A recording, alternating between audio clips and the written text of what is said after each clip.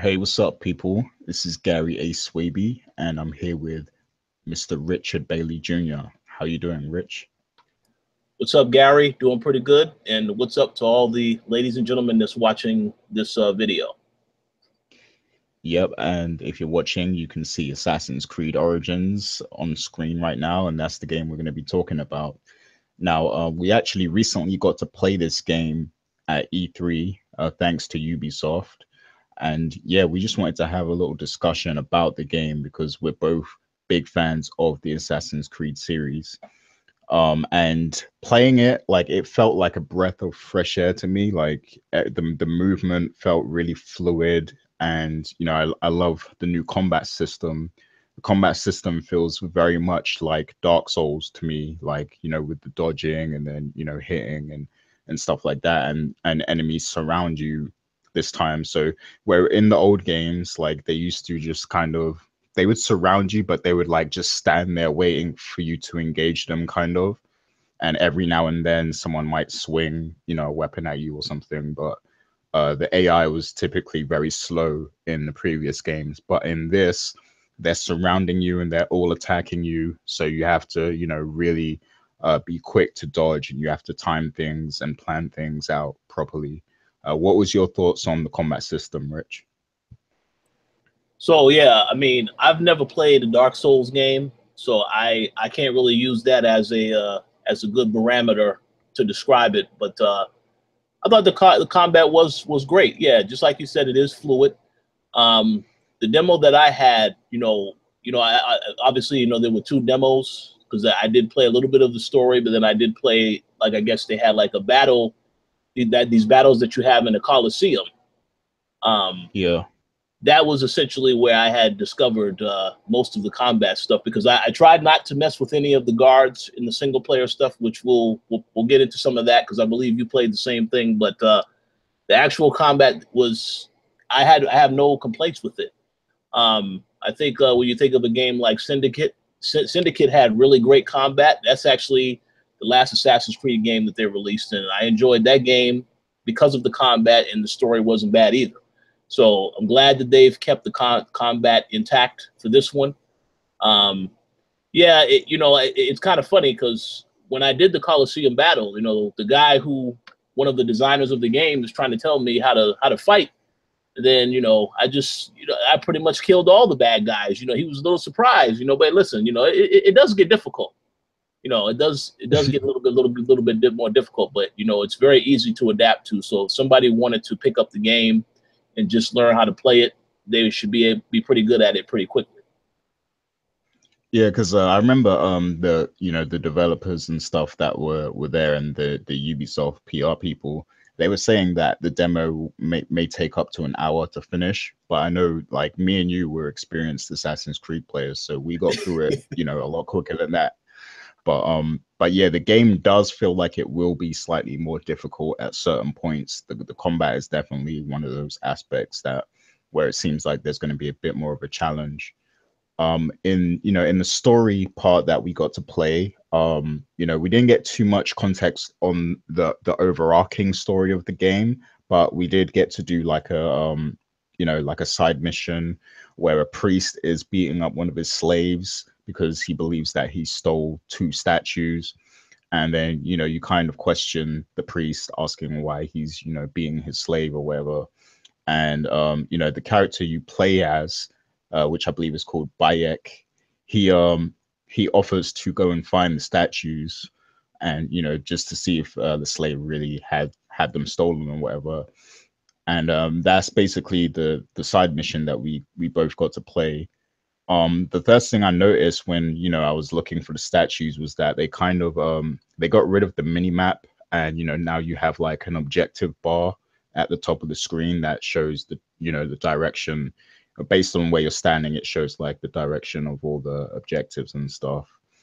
What that made me think is there going to be like as much collectibles and stuff in this game? Because I know when you had the mini map in the previous games, it was kind of littered with different objectives and like collectibles in the area and stuff.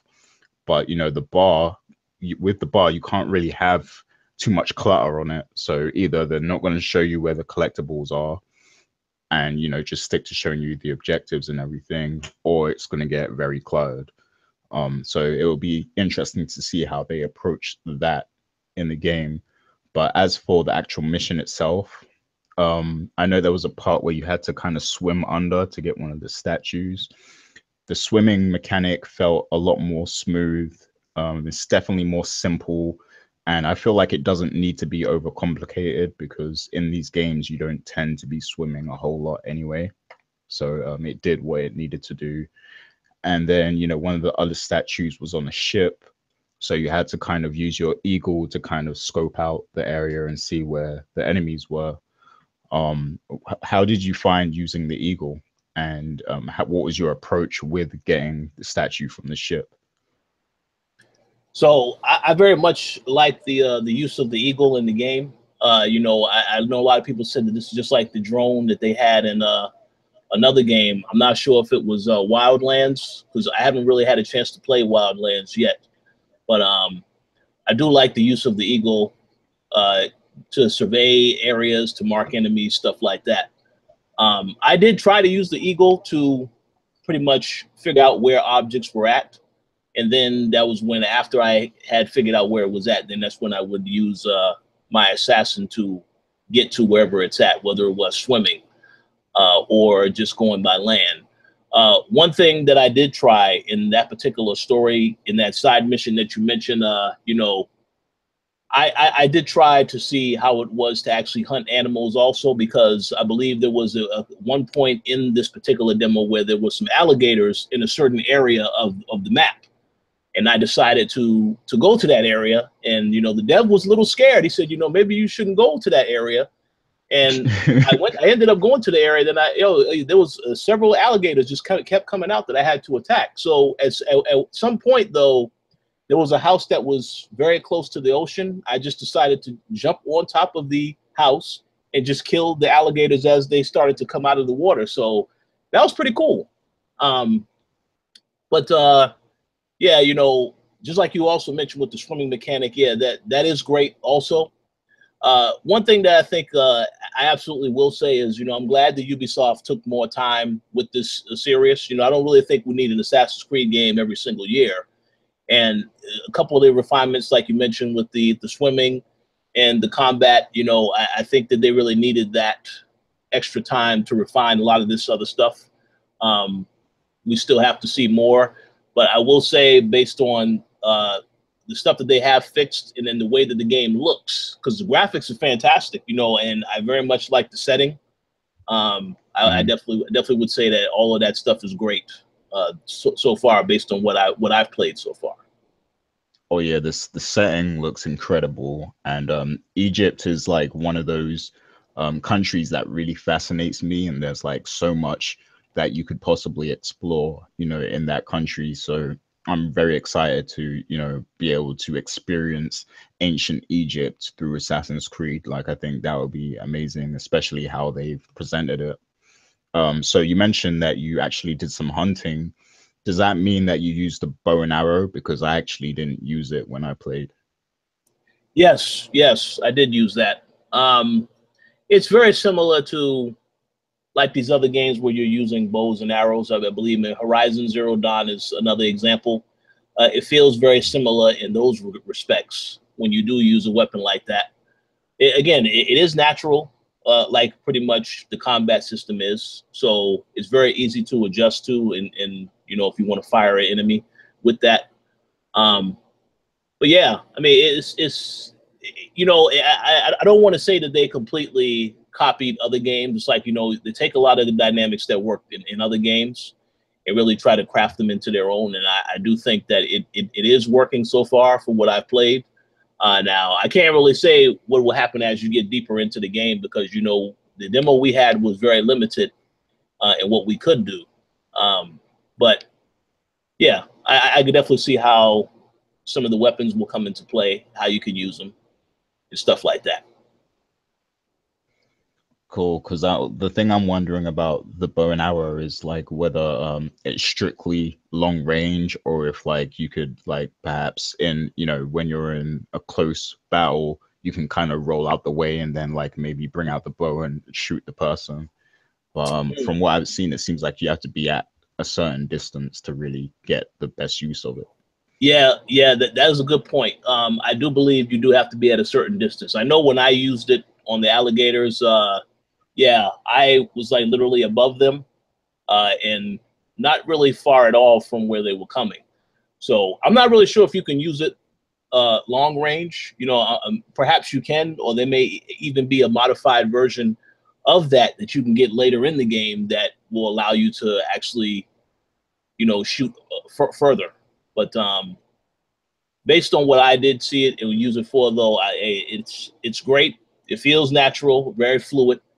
So it will be very easy for those. And again, if people who have ever played games where you're using bows and arrows, I think they'll really naturally gravitate to doing that because it's very easy to do.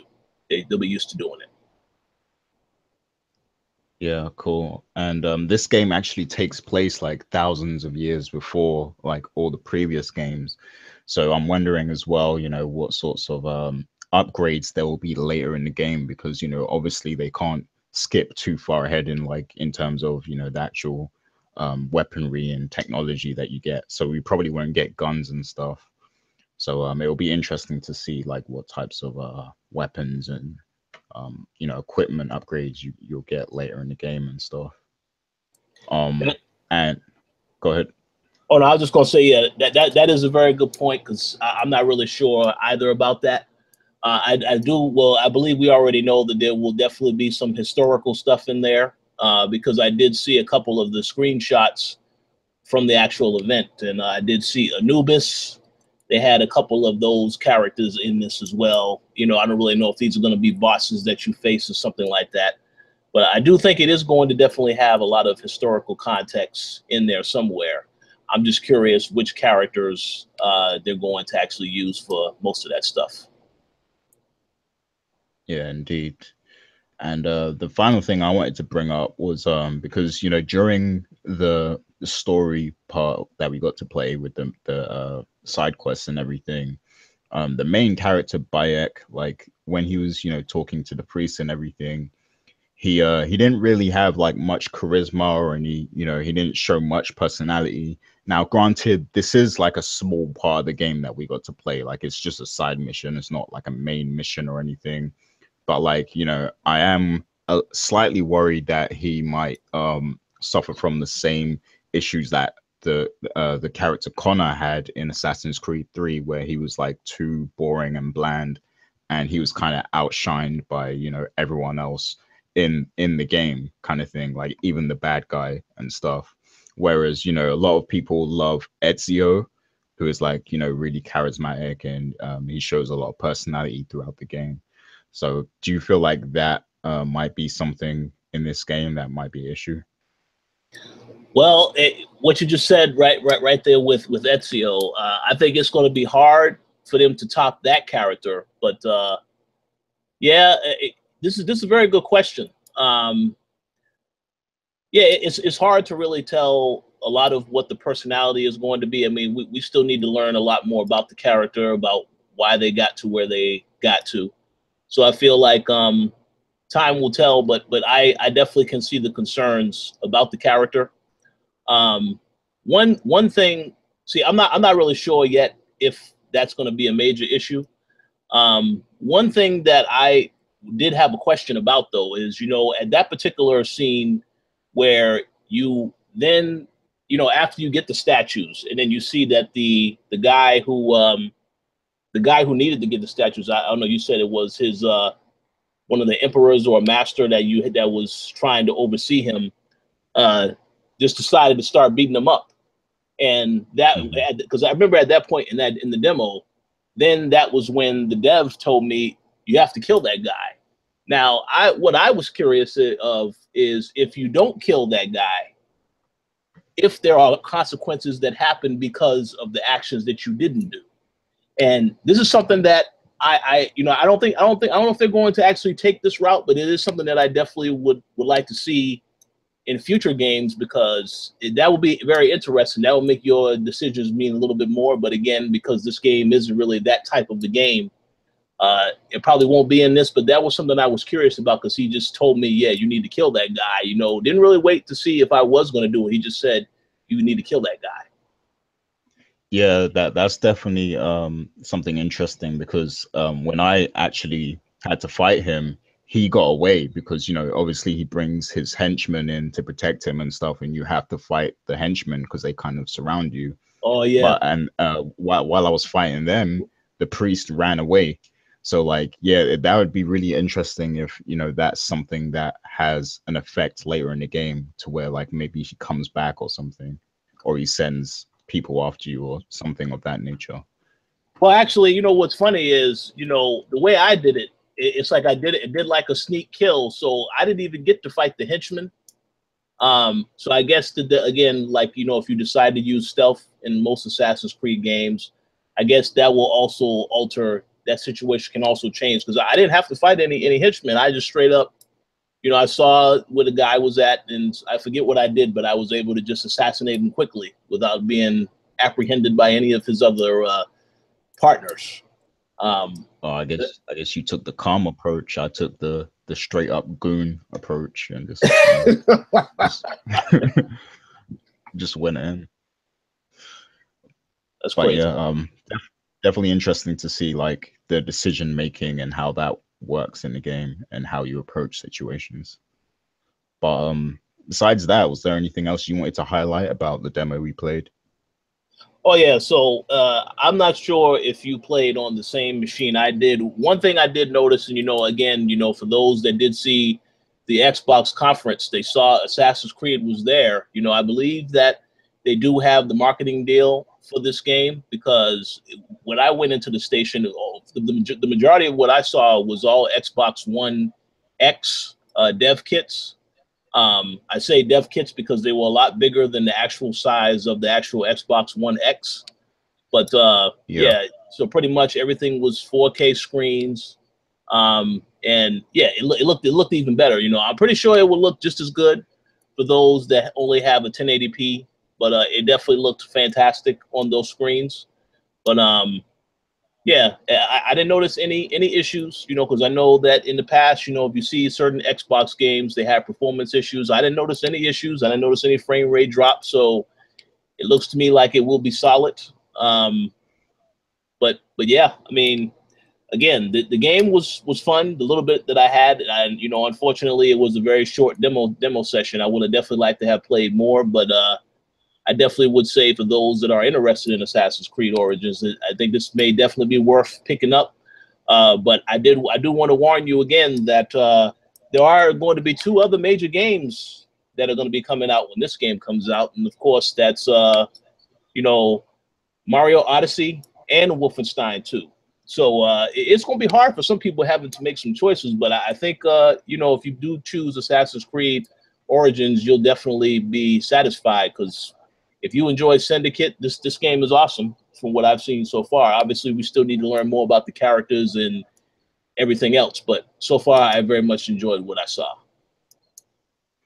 Likewise, and yeah, to bounce off of what you were saying, it was running on the Xbox dev kit, and it ran completely smooth, and it looked beautiful.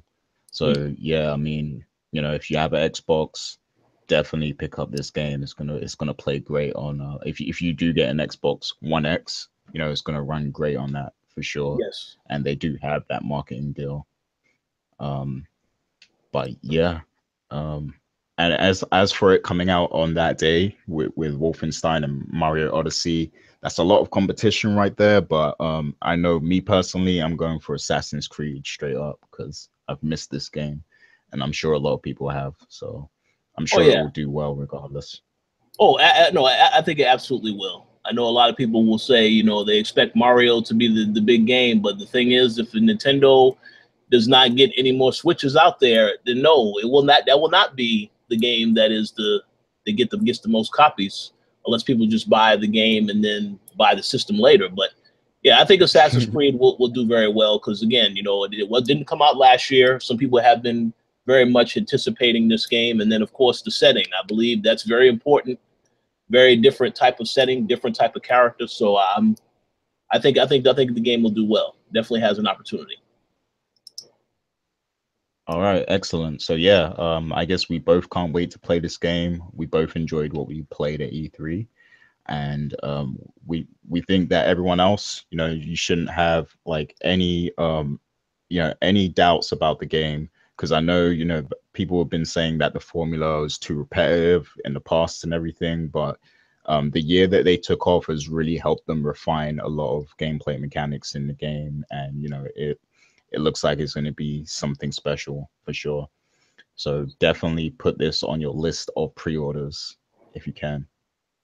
Yeah, absolutely. And one thing I did want to make sure that I did say is, we didn't really see, well, I didn't really see anything that I've seen in the other Assassin's Creed games quite yet. Like you have to go to the top of a building to survey the area. I didn't see any of that yet. Now, I'm not saying it's not in the game, because again, we've only played a little bit of it, but hopefully, they did make some changes so you don't have to really rely on that type of stuff. And the one thing about the Assassin's Creed games that I did not like, but I still did, was the missions where you had to trail people.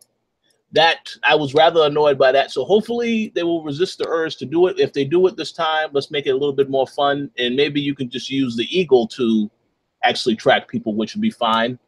But again, so far the game looks great based on what we played. So definitely looking forward to checking out more of it when it comes out on October 27th. For sure. Oh yeah, and since you brought up the chasing and stuff from the previous games, I hated those too. And one thing I noticed as well is like, because in the previous games, I used to botch my parkour all the time. Like I would jump in the wrong direction and do all sorts of crazy stuff.